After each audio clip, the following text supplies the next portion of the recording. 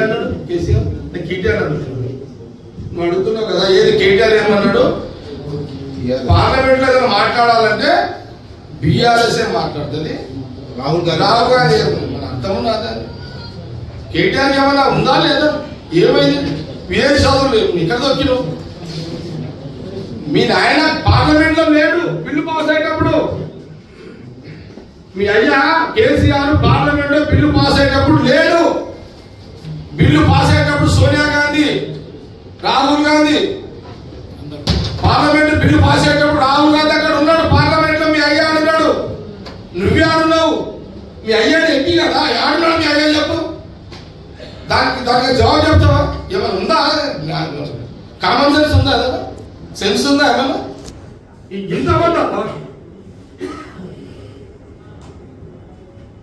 ఇంత చూడదురా,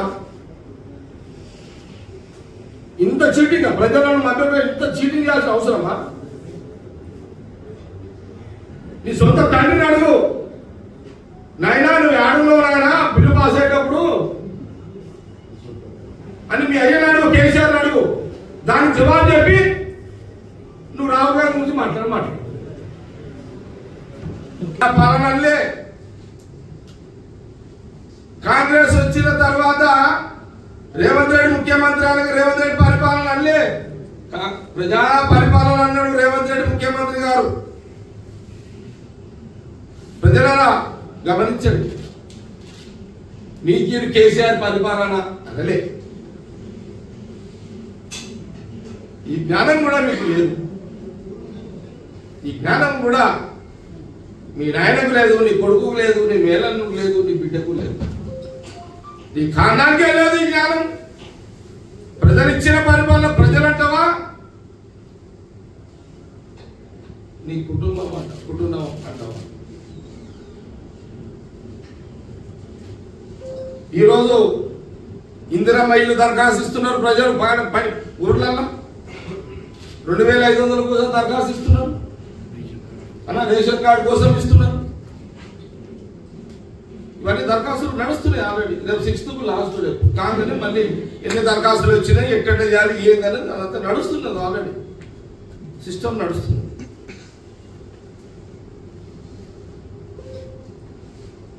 మరి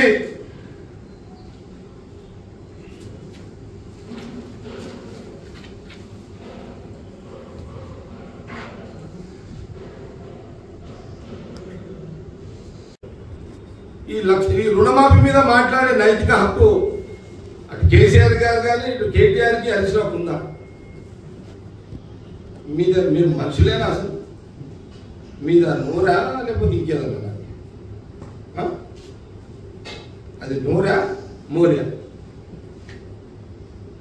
నోరు అయితేనేమో శుభ్రంగా మాట్లాడవచ్చు, మోరు అయితేనేమో మురికి ముచ్చట్లేదా మీకు? మీర 2 లక్షల రైతు రుణమాఫీ 25 రోజులు అయ్యింది. మీరు ₹1,00,000 4 ఏళ్ళు టైం తీసుకున్నారు. 4 కిస్తీలు, 1,00,000 మాఫీ కాలేదు, మళ్ళీ ₹1,00,000 మిగతా ఇక్కడ.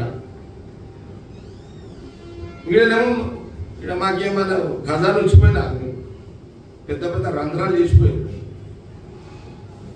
ఖజానా ఇచ్చినారా మీరు మాకు? కేసీఆర్ కేటీఆర్ అది ఇచ్చినా పెద్ద పెద్ద పెద్ద గుంతలు దొరికిపోయి ఇక్కడ. మా ఫైనాన్స్ మినిస్టర్ డిప్యూటీ ప్రతి వాళ్ళ కొట్టుకుంటున్నారు. ఇదేం పంచాయతీ రా నాయన, 5 లక్షల పంచాయతీ.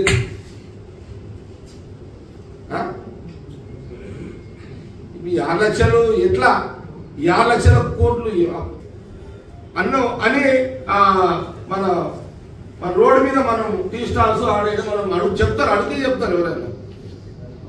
మేము అడుగుతున్నాం, కాంగ్రెస్ పార్టీ అడుగుతున్నాం, మా గవర్నమెంట్ అడుగుతున్నారు, సీఎం రేవంత్ రెడ్డి, మా ఫైనాన్స్ మినిస్టర్ అడుగుతున్నారు. నువ్వు 6 లక్షల అప్పు తెచ్చినావు, ఓకే. ఈ 6 లక్షల మిత్తి ఎక్కడి నుంచి కడుతున్నావు? జవాబు చెప్తావా? 6 లక్షల మిత్తికి జవాబు చెప్తావా? ఈ దమ్ముందా? ఈ స్టాటస్ నీ దగ్గర ఉందా? అప్పు చేసేటప్పుడు ఏ తెలివితోటి నువ్వు 6 లక్షల అప్పు చేసినావు? ఈ 6 లక్షల అప్పుతోటి నువ్వు దాని ఇంట్రెస్ట్ ఎంత కడతాని నువ్వు తెచ్చినావు? దాని యొక్క ఇప్పుడు 420 హామీలు ఇచ్చిన అంతకంటే జూట్ అయిపోతుందా?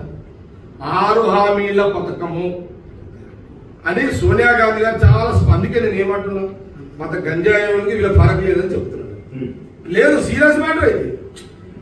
420 హామీలు ఎక్కడన్నా ఉన్నట్టు మీరు చెప్పగలుగుతారా? 420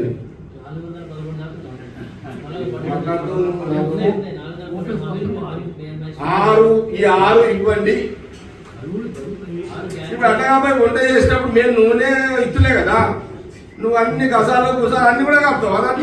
అది రొటీన్. అది కూరలు అన్ని అడిషనల్ గా పడతాయి. మీరు రిపోర్టర్లు కూడా ఇలా మాట్లాడితే ఎట్లా? మీరు కూడా ఇంపార్టెంట్ ఇది.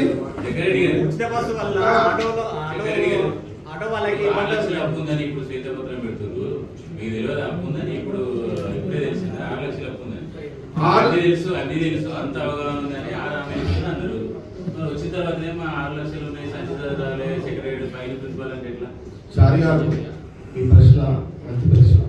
మీరు ఏమంటున్నారంటే 6 లక్షల అప్పు ఉన్నది కదా, అప్పున్నదని మీకు తెలియదా? తెలిసి మరి 6 హామీలు ఇచ్చారు, ఇప్పుడు ఎట్లా అని అంటున్నారు అని మీరు ప్రశ్నిస్తున్నారు. మేము 6 లక్షల అప్పున్నది, అది బాధ్యతాయుతంగా CM Revanth Reddy finance minister చెప్పాల్సిన అవసరం ఉంది. కాబట్టి రేవంత్ రెడ్డి గారు ముఖ్యమంత్రి బట్టి విక్రమ ఫైనాన్స్ మినిస్టర్ గా ప్రజల దృష్టికి తీసుకెళ్లడానికి అసెంబ్లీ సమావేశాల్లో చెప్పడం జరిగింది. ఇది మా బాధ్యత. అప్పు ఇంత ఉన్నది, 6 పథకాలు ఆపము, ఇది చాలా స్పష్టంగా చెప్పడం జరిగింది. అప్పు ఇంత ఉన్నది, 6 పథకాలు ఆపము. ఈ అప్పున్నది, ఈ అప్పుని ఎట్లా అప్పు ఎవరు కట్టాలి? మళ్ళీ పవర్ మాకు ఇచ్చింది కదా, ఈ అప్పుని బ్యాలెన్సింగ్ చేయాలి. వదికు 6 పథకాలు దీనికి సంబంధం లేకుండా మేము 6 పథకాలు అమలు చేయాలి. అందరూ 2 స్టార్ట్ చేసినాము, కన్ఫ్యూజ్ కావద్దు. మేము బాధ్యత ఉంది, జిమ్మేదారు ఉంది. రేపు మళ్ళీ మీరు ఎప్పుడు అడుగుతారు, మీరు ఎందుకు చెప్పలేదు 6 లక్షలు అప్పున్నట్టు అని మీరు ఎప్పుడో ప్రశ్నిస్తే మా దగ్గర వాయిస్ ఉండాలి. కాబట్టి అప్పున్నది, అయినా 6 పథకాలు ఖచ్చితంగా అమలు అయితే సీఎం రేవంత్ రెడ్డి గారు చెప్పు. ఇది వాస్తవం. ఇప్పుడు 6 లక్షల అప్పు అని మీరు అంటున్నారు, 6 లక్షల అప్పు చేసినాము, కానీ 6 లక్షల అప్పు కన్నా ఆస్తులు ఎక్కువగా మేము ఊడగొట్టామని కాంగ్రెస్